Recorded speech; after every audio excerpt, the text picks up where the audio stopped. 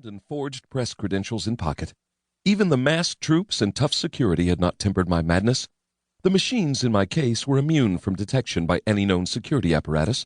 The case projected a totally false image of its contents when radiation hit it. My step had been light, my smile broad. Now my face was ashen, and my legs trembled with fatigue as I pushed myself to my feet. Look calm, look collected, think innocence. I swallowed a calm and collected pill that was coated with instant uppers. 1, 2, 3 paces to the door, my face flushed with pride, my gait noble, my conscience pure. I put on my funky bejeweled spectacles and looked through the door.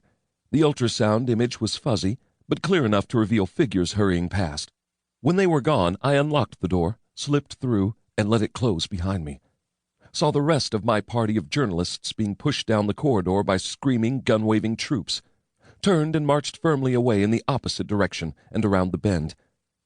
The guard stationed there lowered his gun and pointed it at my belt buckle. "La neceseo estas ti?" I said, smiling smarmily. "What you say? What you doing here?"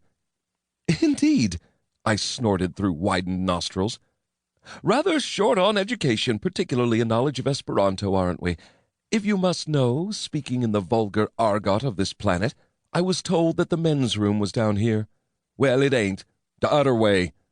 "You're too kind." I turned and strolled diffidently down the hall. Had taken 3 steps before reality penetrated his sluggish synapses. "Come back here, you!" I stopped and turned about, pointed past him. "Down that way?" I asked. The gas projector I had palmed when my back was turned towards him hissed briefly. His eyes closed and he dropped. I took the gun from his limp hands as he fell by.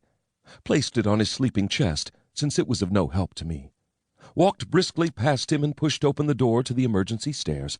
Closed and leaned against it, and breathed very deeply. Then took out the map that had been in the press kit and poked my finger on the symbol for stairs.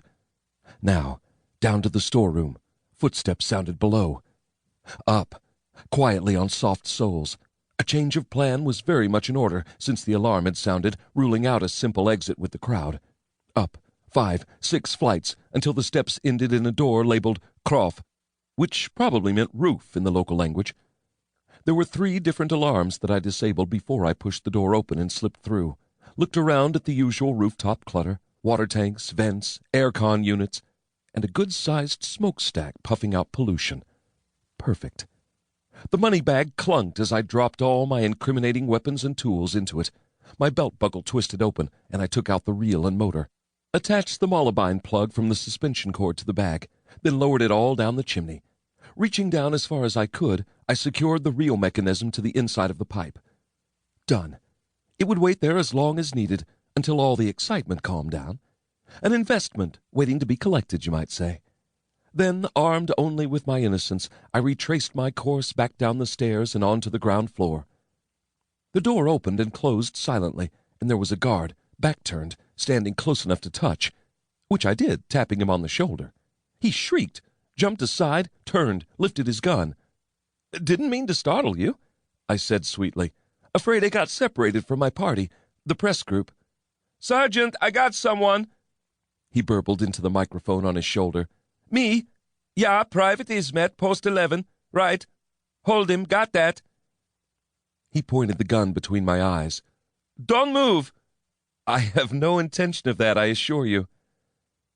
I admired my fingernails, plucked a bit of fluff from my jacket, whistled, tried to ignore the wavering gun muzzle. There was the thud of running feet, and a squad led by a grim-looking sergeant rushed up. "Good afternoon, Sergeant. Can you tell me why this soldier is pointing his weapon at me? Or rather, why you are all pointing your weapons at me?" "Grab his case, cuff him, bring him." A man of few words, the sergeant. The elevator they hustled me to had not been marked on the map issued to the journalists, nor had the map even hinted at the many levels below the ground floor that penetrated deep into the bowels of the earth. The pressure hit my eardrums as we dropped, about as many floors down as you'd usually go up in a skyscraper. My stomach sank as well, as I realized I had bitten off a good deal more than I could possibly chew. Pushed out at some subterranean level, dragged through locked, barred gates, one after another, until we finally reached a singularly